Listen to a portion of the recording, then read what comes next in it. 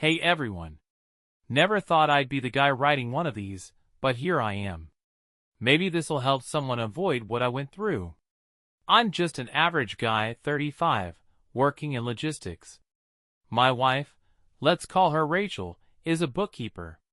We've been together 7 years, married for 4. Things used to be good between us. Not perfect, of course. We had our ups and downs, like any couple, but I thought we had something solid. We talked about the future, about having kids. I genuinely believed we were building a life together. But about 6 months ago, things shifted. Rachel started acting different. Cold, distant. Everything I did seemed to annoy her. Suddenly, I was never doing anything right. She'd snap over the smallest things. Why are your shoes muddy again? You're going nowhere in life. You're boring. That last one really stuck with me. She never used to talk to me like that. Then came the work party. I was sick that night, had a fever, so I stayed home. Rachel went without me. She dressed up like she was going to a gala, way more done up than usual, and left with this spark in her eye. She came back around 2 a.m., tipsy and laughing to herself.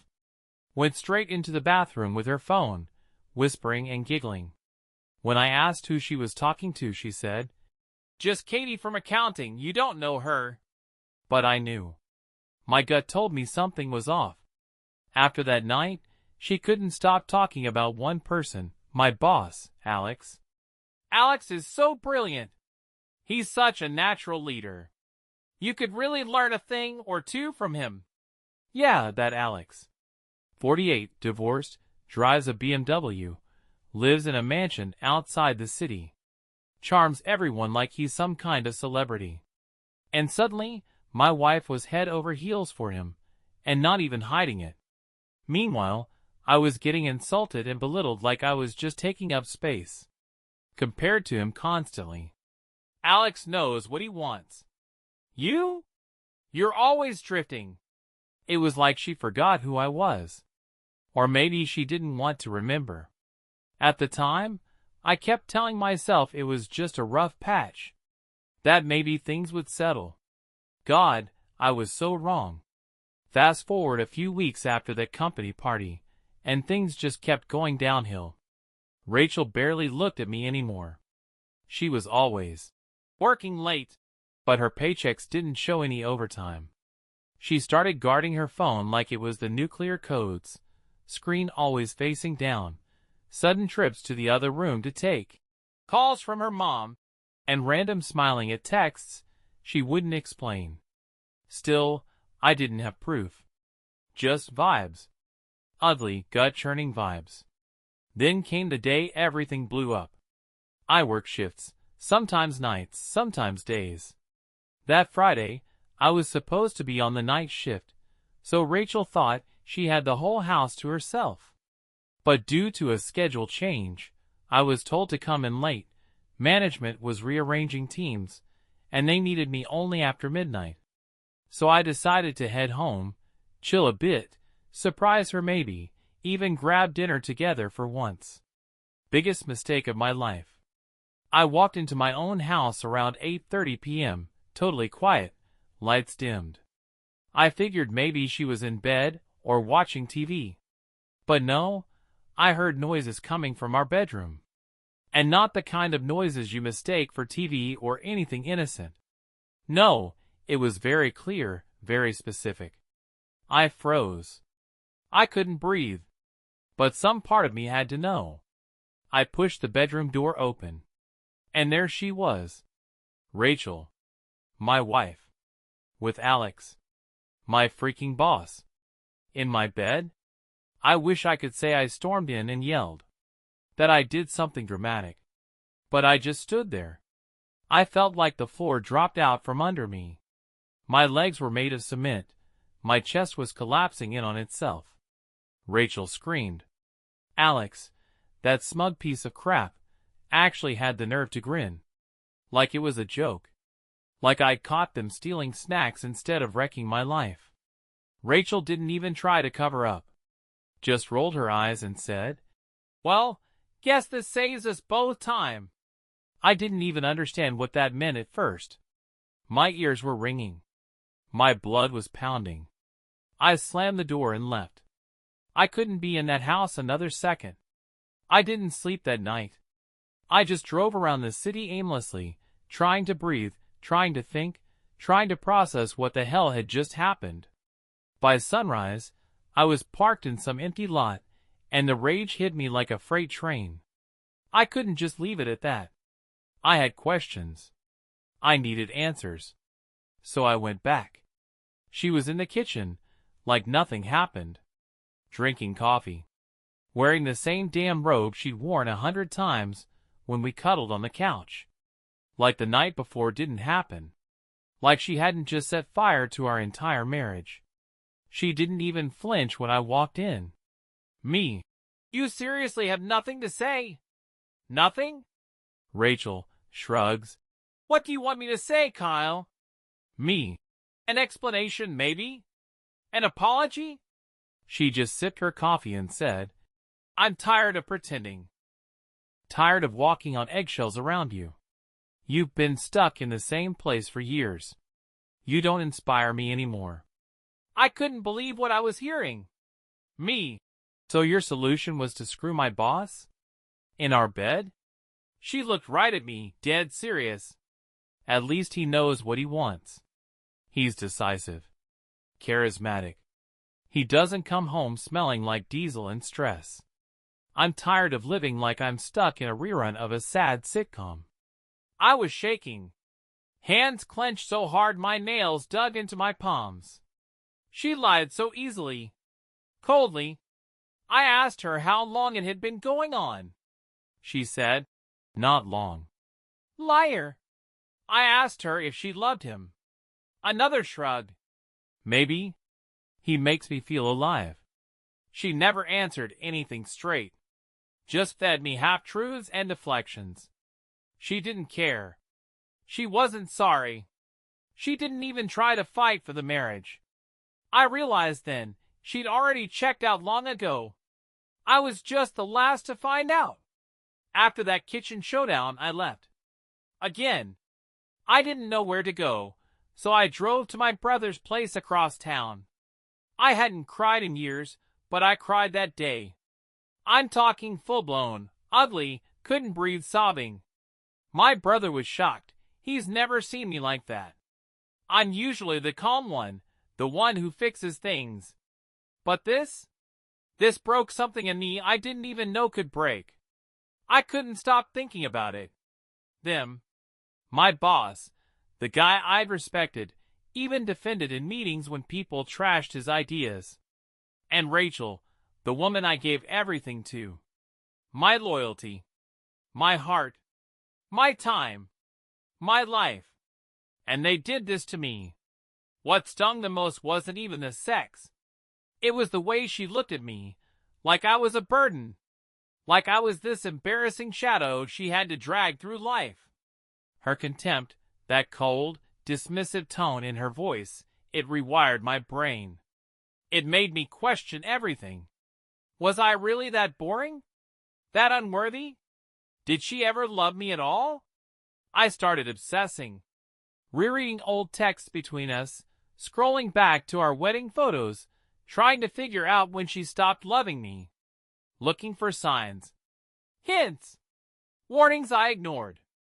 And man, the anger, it came in waves. 1 second I'd be numb, the next I'd be punching the dashboard of my car or yelling at the walls. I fantasized about marching into work and decking Alex in front of everyone. About exposing them. Burning everything to the ground. But I didn't. I just froze. I didn't know how to move forward. I couldn't sleep. Couldn't eat. Every room in that house was poisoned now. Every memory felt fake. The woman I thought I'd grow old with was a stranger. I spent the next week crashing at my brother's place, dodging texts from Rachel. Not many, by the way, just a couple of half-hearted. Can we talk? Messages, sent late at night. No apology. No explanation.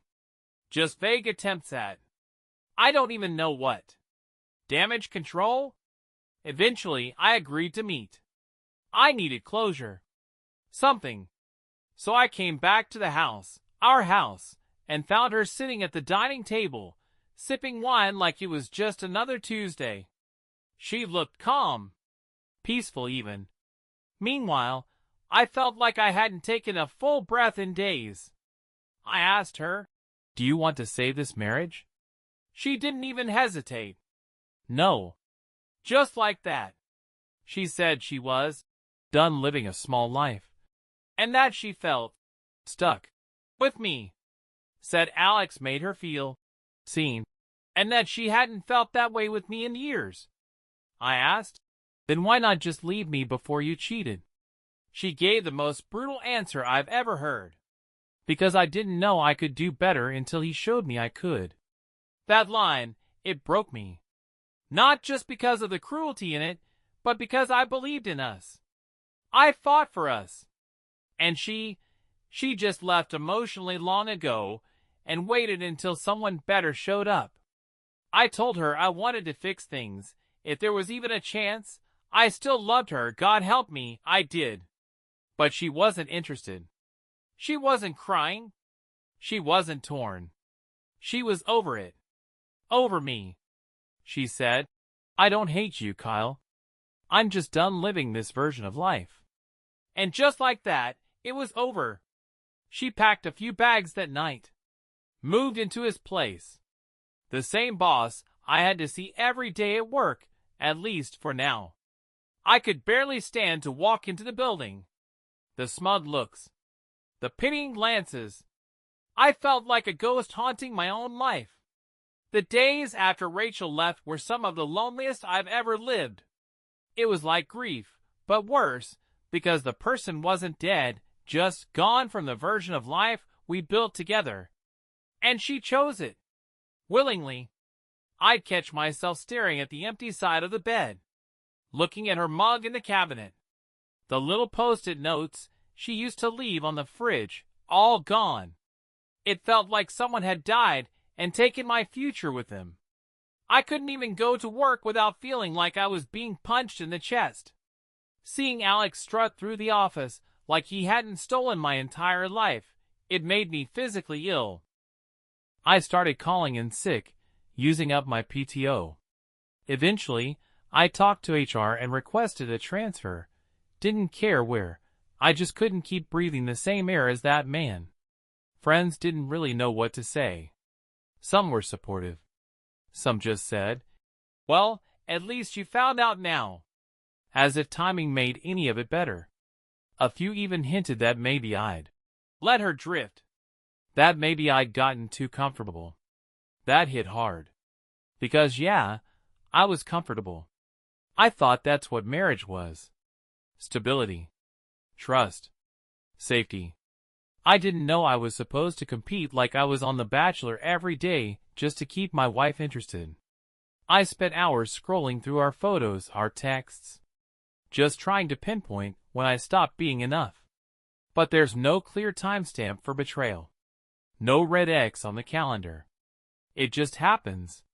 You think you're building something unbreakable, and then one day you find yourself standing in the ruins, alone, while someone else walks away smiling. After the initial shock wore off, something strange started happening. I stopped expecting her to come back. That hit me like a second wave of grief. Not just losing her, but letting go of the hope that she might wake up, realize what she'd done, and want to fix it. That hope had been quietly killing me, keeping me chained to the pain. So I let it go. Not all at once, but piece by piece. I stopped checking her social media. I blocked her number.